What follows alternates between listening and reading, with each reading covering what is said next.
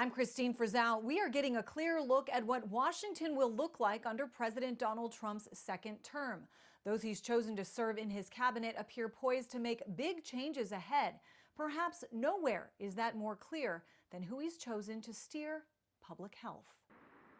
Before 2020, the National Institutes of Health was not on the radar of most Americans, but the agency turned out to be extremely important Donald Trump's last go-round. The kinds of things that we do are containment and mitigation. As Trump and his team navigated the coronavirus pandemic and made unprecedented changes to the way we lived, some in the medical field fought back, including the man chosen to lead NIH this time around. Nobody has a monopoly on the truth. Jay Bhattacharya, speaking last month at Stanford, where he served as a professor for decades.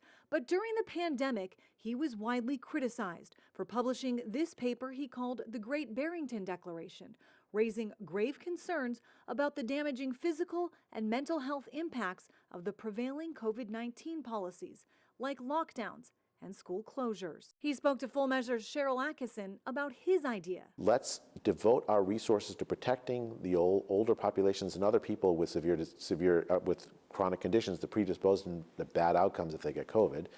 And for the rest of the population, let's live as close to normal lives as possible. Emails now made public reveal an effort to launch a quick and devastating public takedown written by Dr. Francis Collins, then director of the NIH. When you look at President-elect Donald Trump's health team overall, that message of challenging the establishment view appears to be one all of his nominees hold dear. If we stick with the old guard medical establishment, where a small group of doctors at the top are making the decisions for everyone and silencing those who have different opinions, we're not going to advance medical science. Robert F. Kennedy Jr., Trump's pick to lead the Department of Health and Human Services, has challenged everything from vaccines to fluoride in water.